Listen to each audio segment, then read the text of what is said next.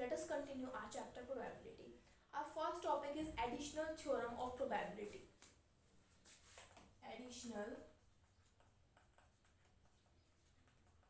theorem of probability. Now what does this theorem say? ये कहते हैं कि हमारे पास कुछ नॉट डिसजॉइंट सेट्स है, मतलब डिसजॉइंट नहीं है वो, मतलब उनमें कुछ कॉमन है. So probability of A union B is equal to probability of A plus probability of B minus probability of A intersection B. ये हमारे पास additional theorem of probability for two events के लिए ये स्टेटमेंट है. Now let us see it's proof. I am drawing the Venn diagram. Let us this suppose be B set and this be A set. इसको हम लिख सकते हैं A intersection B. इसको क्या लिख सकते हैं? B intersection not A and here A intersection B not. So from here I can write A union B. A union B I can write A union B को हम क्या लिख सकते हैं? A union A complement intersection B. Probability of A union B मतलब ये पूरा वाला A union B. इसको लिख सकते हैं probability of A plus B intersection A naught. उसको मैंने लिख दिया A naught intersection B. Now taking probability both sides. Union A complement intersection B. इसको हम लिख सकते हैं probability of A plus probability of A complement intersection B by third axiom, that is axiom of additivity. Now further we can write probability of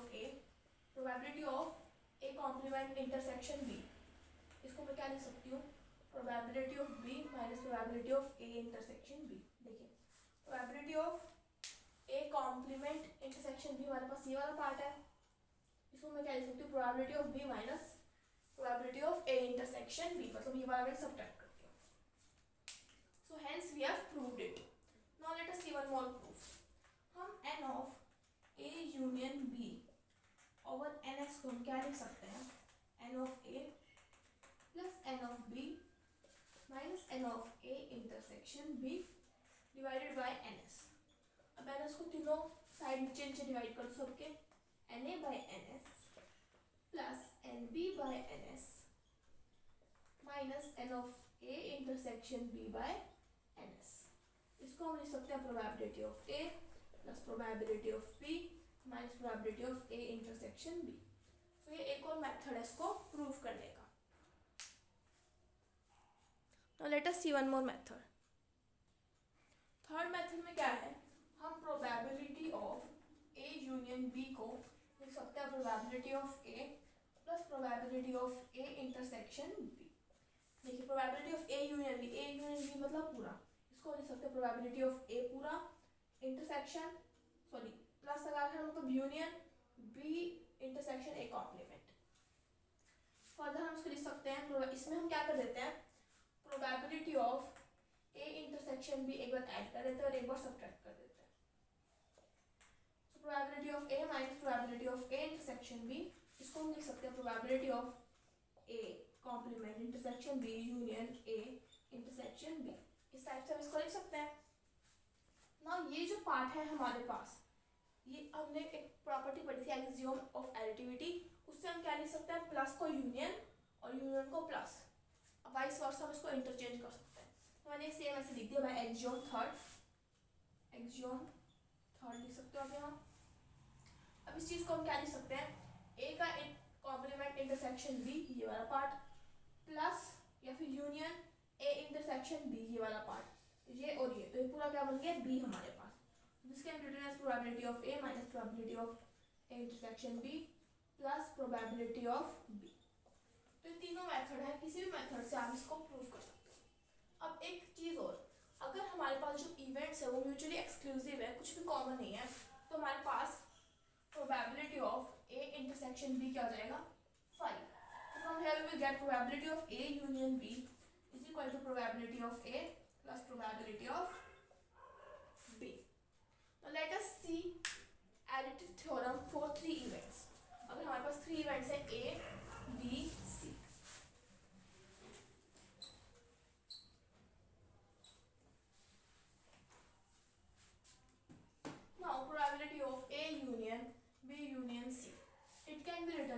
probability of A, और इसको लिख दो bracket में, ठीक है।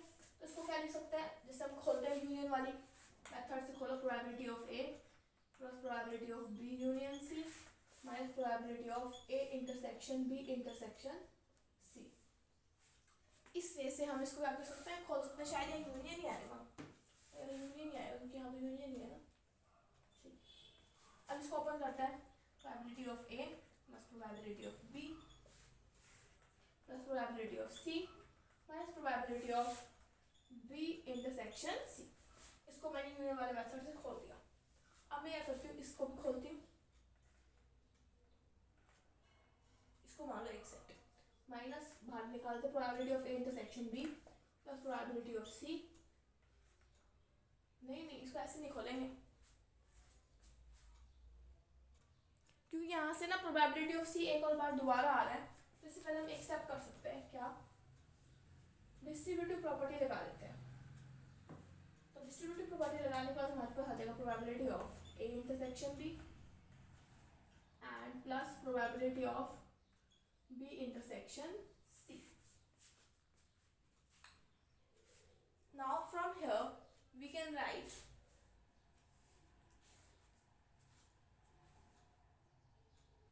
जब हमने डिस्ट्रीब्यूटिव प्रॉपर्टी लगाई तो हमने क्या देखा, यहाँ ये ऐसे आगे इसको हम लिख सकते हैं probability of A intersection B plus probability of B intersection C minus probability of A intersection B intersection C.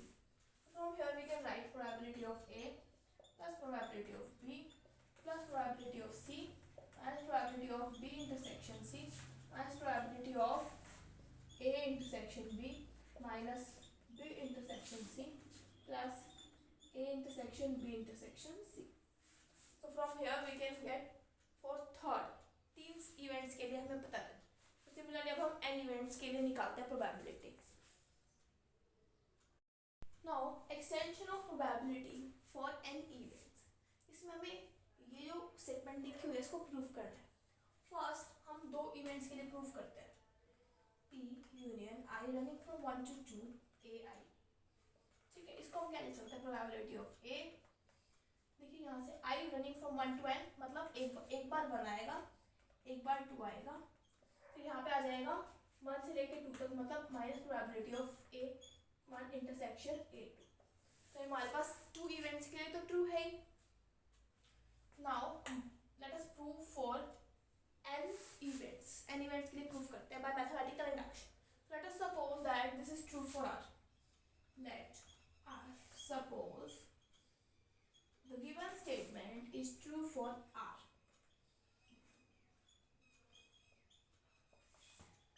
is true for R. Now we will prove for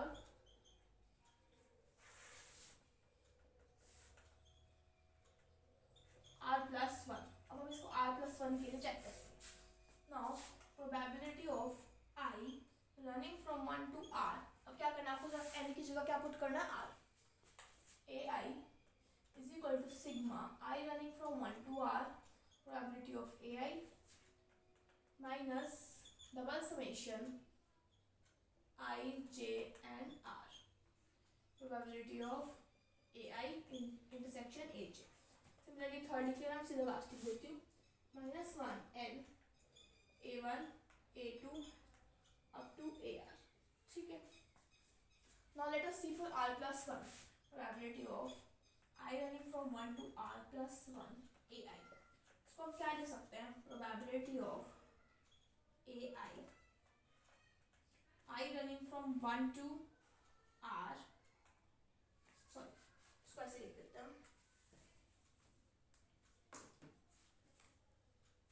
probability बाहर लिखिए, union I running from 1 to R AI union AR plus 1।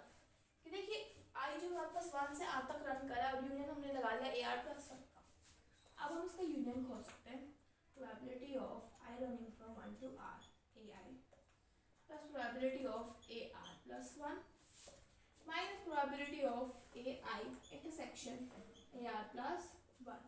अब हमें ये R की value तो पता है, यहाँ से हम यहाँ सब्स्टिट्यूट कर सकते हैं, दैट इज सिग्मा यहाँ यूनियन आएगा, union I running from 1 to r, क्योंकि इसके साथ यूनियन हो रहा है ना। अब हम पहले इसको खोल देते हैं, distributive properties. I running from 1 to r A I plus probability of A R plus 1 minus probability union I running from 1 to r, bracket में लिख सकते हैं A I intersection A R plus 1। But distributive property we have written this. अब हम probability of A R की value यहाँ substitute करते हैं, that is sigma I running from 1 to r probability of A I minus double summation 1 J R probability of A I intersection A J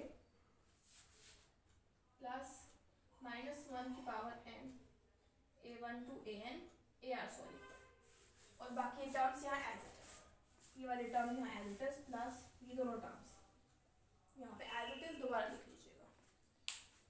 now what we will do is, now from here we can write, देखिए यहाँ पे हमारे पास probability of A आई है, आई running from 1 to r, और यहाँ पे एक को प्रोबेबिलिटी हो रही है ए आर प्लस 1 की।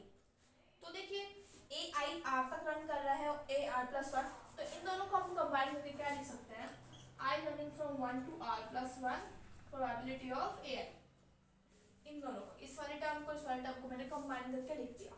अब बाकी terms as it is, double summation probability of A I intersection A J 1 I J to R plus minus 1 की power n A I up to A R. ठीक है, अब ये वाली टर्म यहाँ लिखेंगे, minus probability of union I running from 1 to r probability of A I intersection A R plus 1। तो finally हमारे पास ये रिजल्ट आ चुका है।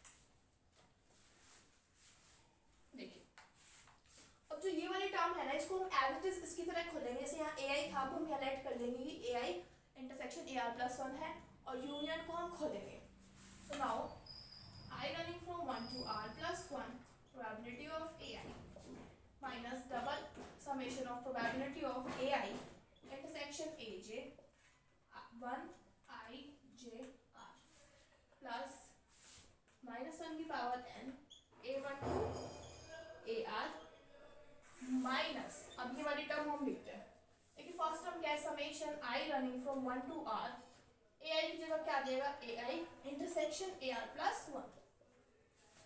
सेकेंड टर्म का क्या आएगा हमारे पास, minus double summation 1 I J to R plus 1, यहाँ पे भी आर प्लस 1 आएगा। ठीक है, और यहाँ पे आ जाएगा हमारे पास probability of A I intersection probability of A J. Now last में हम लिखेंगे माइनस ऑफ माइनस 1 की power n A I intersection A R plus 1। Finally हम यहाँ तक लिख देंगे। ना जो हम इसको फर्दर सॉल्व करते हैं, बेसिकली यहाँ पे हमारे पास माइनस 1 की पावर n माइनस 1 आएगा, हमें प्रूफ करना है कि n माइनस 1, तो यहाँ पे सभी जगह n माइनस 1 आ जाएगा।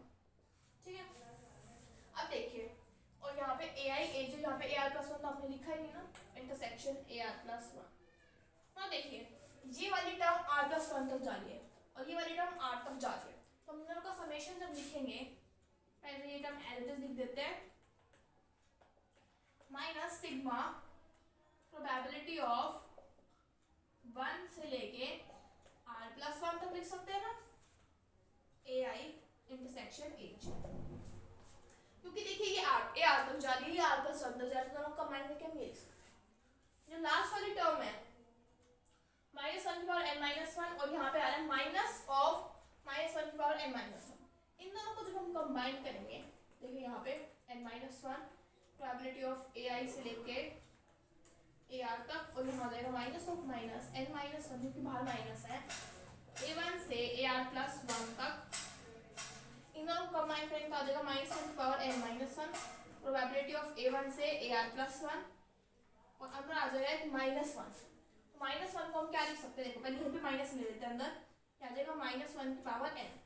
ठीक है, यहाँ बाहर माइनस था ना, माइनस, और यहाँ n माइनस 1 था, तो उसको लिख सकते हैं माइनस 1 की पावर 1, दैट इज माइनस 1 की पावर n आ जाएगा हमारे पास।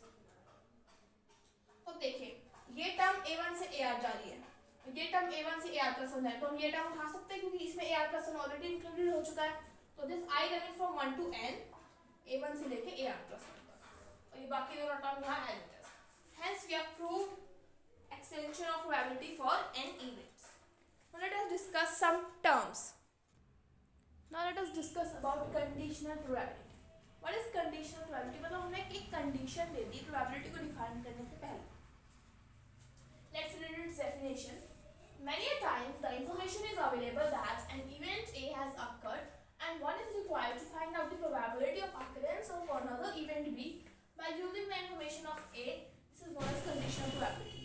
मतलब कि मेरा कोई इवेंट A है वो ऑलरेडी अकर हो चुका है. अब मुझे प्रोबेबिलिटी ऑफ B बताने के लिए इवेंट A की हेल्प करनी पड़ेगी because that is already defined. उस टाइप प्रोबेबिलिटी को हम बोलेंगे कंडीशनल प्रोबेबिलिटी. सपोज हमारा B इवेंट जो है अक्कर हो चुका है. अब मुझे प्रोबेबिलिटी ऑफ A डिफाइन करना है. सो A ऐसे लिखेंगे हम conditional probability. Probability of A if B has already occurred. इसका फॉर्मूला होता है probability of A intersection B divided by probability of B. अगर मैं कहूँ प्रोबेबिलिटी ऑफ A B निकालनी है इफ A हैज अक्कर्ड तो probability of B intersection A it will be probability of A intersection B divided by probability of A. ये इसका formula है. If I talk about independent events, अगर हमारे पास events जो है इंडिपेंडेंट है तो इंडिपेंडेंट में क्या होता है probability of A intersection B किसकी इक्वल होती है probability of A into probability of B. So this can be written as probability of इसको लिख सकते हैं probability of A into probability of B divided by probability of B. यहाँ से cancel that is equal to probability of A.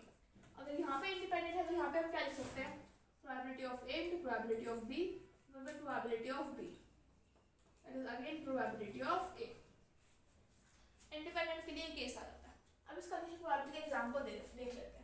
जैसे हमारे पास कोई event हो रहा है रैंडम एक्सपेरिमेंट जो है ड्राइंग अ कार्ड. अब probability of drawing a king draw करने की प्रोबेबिलिटी क्या आएगी. टोटल किंग्स 4 होते हैं और टोटल कार्ड्स होते हैं 52 तो 4/52. अब मैंने आपको कहा कि I have drawn a red card from the given cards. So I have to find the probability of drawing a king. मैंने कहा मैंने रेड कार्ड ड्रॉ कर लिया. मैं ब्लैक ड्रॉ कर ही नहीं सकती क्योंकि मैंने रेड ऑलरेडी ड्रॉ कर लिया है. तो मैंने कहा कि रेड कार्ड मैंने ड्रॉ कर लिया. अब मुझे किंग निकालना है तो किंग की क्या प्रोबेबिलिटी होगी. तो देखिए मैंने रेड कार्ड ड्रॉ कर लिया. रेड कार्ड ड्रॉ कर लिया. सपोज ये इवेंट है हमारे पास भी जो अक्कर हो चुका है. अब मुझे किंग निकालना है. ठीक है. Probability of A condition B that is equal to probability of A intersection B divided by probability of B. देखिए प्रोबेबिलिटी ऑफ B हमारे पास रेड कार्ड की होती है 26/52. A इंटरसेक्शन B किंग भी हो और रेड भी हो वो क्या आएगा हमारे पास दो केसेस सिर्फ 2/52 that is equal to 2/26 that is equal to 1/30. तो ये हमारे पास क्या होती है कंडीशनल प्रोबेबिलिटी.